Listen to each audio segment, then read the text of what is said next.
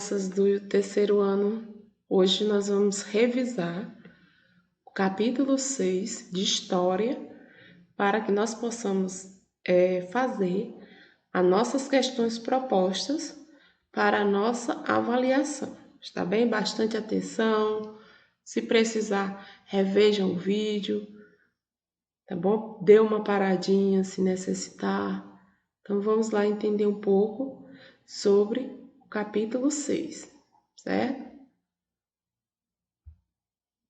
A chegada dos portugueses. Os portugueses chegaram ao território brasileiro em 22 de abril de 1500. Então esse, pessoal, foi o marco inicial, porque os portugueses já sabiam que existia um território nessa parte do mundo. Porém, porque eles, certo, já tinham vindo em outro momento na América, certo? Então, o marco inicial para a chegada dos portugueses foi 22 de abril de 1500, certo? Eles vieram de qual continente? Da Europa, tá bem? Então, essa foto, ela demonstra um pouco esse contato dos povos portugueses com os nossos nativos, povos indígenas. Povos habitantes do Brasil. Quando os portugueses aqui desembarcaram, encontraram os povos indígenas. Por que eles encontraram os indígenas? Porque os indígenas são os primeiros habitantes a habitar, ou seja, a morar no território brasileiro, certo? Então, essa imagem que vocês estão vendo é para retratar um pouco essa questão de que a terra brasileira ela já tinha donos, certo? E era os nossos povos indígenas, tá bom? Então, como que nós vamos entender essa característica do contato dos portugueses com os índios? Quando os portugueses chegaram aqui, eles vieram em busca de riquezas, certo? A princípio, eles queriam o quê? Ouro, prata e metais preciosos. Não encontrando, eles perceberam que aqui existia uma árvore muito valiosa. Como era que era o nome dessa árvore, professora? O pau-brasil, certo? Então, a primeira atividade lucrativa no Brasil realizada pelos portugueses foi a extração do pau-brasil, uma árvore do litoral do brasileiro, certo? Então, é uma árvore que também pode ser chamada de Mata Atlântica. Então, essa árvore, gente, ela foi muito desmatada. Por quê? Porque a madeira servia para fabricar móveis e da seiva, ou seja, eles extraíam da madeira uma tinta, certo, vermelha, que servia para os portugueses, era a questão do luxo, certo? Porque o vermelho simbolizava riqueza, luxo, poder, tá certo? Então, por isso, ela era extraída e a fabricação de móveis era aquelas madeiras de boa qualidade. Para que servia? Para a construção, certo, das embarcações, que eram as caravelas, as nau e os móveis, certo? Os móveis da realeza também eram construídos, ou seja, criados com a madeira do pau-brasil, que embarcava, certo, nas caravelas, nas nau, e saíam daqui do Brasil e desembarcavam em Portugal e eram vendidos na Europa, que é o continente onde Portugal está localizado, certo? Então vamos continuar. Plantio da cana-de-açúcar, certo? Mais um produto e uma atividade econômica explorada pelos portugueses. Então, o cultivo da cana-de-açúcar no Nordeste brasileiro tornou-se uma atividade lucrativa para os portugueses, por causa da produção de açúcar. Então, o açúcar era tão valioso naquele período que ele foi chamado de ouro branco, certo? E a cana-de-açúcar é uma plantinha trazida pelos portugueses para o Brasil. Eles trouxeram lá do continente africano, certo? Então, vocês estão vendo na imagem essa questão do corte da cana-de-açúcar e depois era levado para o seu devido lugar para ser feito o açúcar, certo? Então, as partes do engenho foram construídas propriedades rurais com nomes de engenhos. E o que era um engenho? Então, o engenho, gente, ele compreendia os espaços de plantações da cana-de-açúcar, a casa grande, certo? Que era onde o senhor ele morava, senzala, o pomar, o galinheiro, chiqueiro, o curral, o engenho é a capela, certo? Na imagem eu coloquei só 4 dessas partes do engenho, tá bem? Então vocês vão observar aí a casa grande, certo?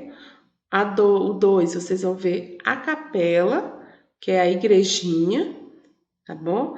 A moenda, que era o local onde se moía a cana para ser depois feito, né, um melaço e assim ser produzido o açúcar, tá bom?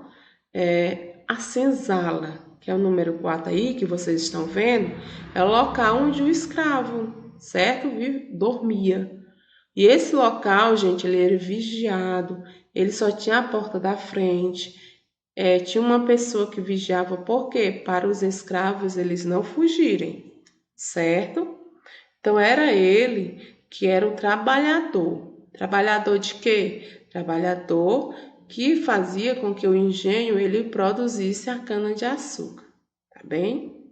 Então, nós vamos entender um pouquinho aqui a casa grande.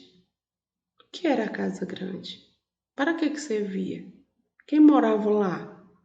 Então, a casa grande é o local onde habitavam quem? O fazendeiro e sua família. Ou seja, aquela pessoa que detinha o poder na época. Quem era? O rico, né, que a gente chama. Aquela pessoa que era o dono da fazenda, ou seja, do engenho da cana-de-açúcar. Ele morava na casa mais rica, certo?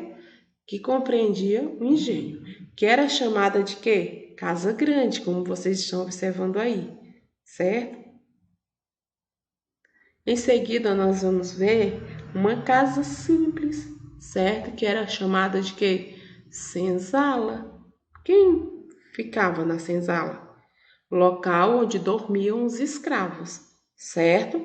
Então, nesse local, pessoal, era típico que esse local fosse rústico, esse local fizesse parte também, ficasse próximo à casa grande, tá bom? Por quê? Porque ali ficava melhor de a pessoa vigiar. Vigiar quem? Os escravos, certo? Porque os escravos, eles podiam fugir porque eles eram pessoas que estavam trabalhando forçado, certo?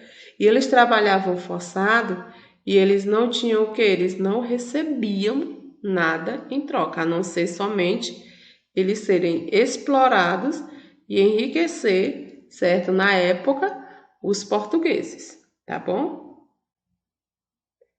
Em seguida, nós vamos ver um outro produto que foi muito cultivado no Brasil, que é a produção de café. Então, nós já vimos o primeiro produto, que é o quê? Foi o pau-brasil. O segundo produto que vocês viram foi o quê? A cana-de-açúcar. E agora nós vamos ver o terceiro produto, certo? Que terceiro produto é esse, professora? O café. Então, a produção de outra atividade econômica de um fruto comercializado e apreciado na Europa, certo? Por que na Europa? Porque era o continente onde viviam lá os portugueses que foram nossos primeiros colonizadores. Este professor, o que é colonizador? São pessoas que exploram aqueles territórios, certo? Ela tem ele como dele e aí elas vão retirar as riquezas que estão ali. Ou então vai fazer com que algum produto ele gere lucro, certo? Que é riquezas para o seu próprio bem, ou então para a sua subsistência, ou para luxar, ou para enriquecer. O cultivo de café era realizado em fazendas cafeeiras, certo? Ou seja, o local onde estavam as plantinhas do café era chamado de fazendas cafeeiras, certo? E a comercialização era feita dentro do Brasil, ou seja, nos estados brasileiros na época, que eram chamados de colônia, depois de províncias, certo? E outros nomes mais que o Brasil recebeu e que os territórios brasileiros receberam. E fora do Brasil, ele era muito apreciado fora do nosso país. Inclusive, vocês viram aí que eu já falei, na Europa, certo? Então, eles eram retirados, depois de retirado, eles eram produzidos e o café, certo? Para a Europa, transportado nas embarcações na época. E agora nós vamos ver também pessoas que vieram, certo? Para quê? Porque lá na Europa estavam fazendo propaganda de que o Brasil ele estava precisando de pessoas para trabalhar nessas fazendas de café, certo? Ou então para receber um terreno. Então as pessoas que vieram eram chamadas de imigrantes. Quem eram os imigrantes? Eram pessoas que vinham de outros países para morar no nosso país, certo? Que é o Brasil. Quem eram essas pessoas? De onde eram? Como é o nome do país? Então, nós vamos ver pessoas aqui, os principais, que vieram muitos imigrantes, mas nós vamos citar aqui 3 nomes de países: a Itália, o Japão e a Alemanha, certo? Então, esses foram pessoas que vieram desses países para habitar o nosso país e alguns deles vieram para trabalhar na lavoura de café. Então, nós chamamos essas pessoas de imigrantes, tá certo? Então, boa tarde e Deus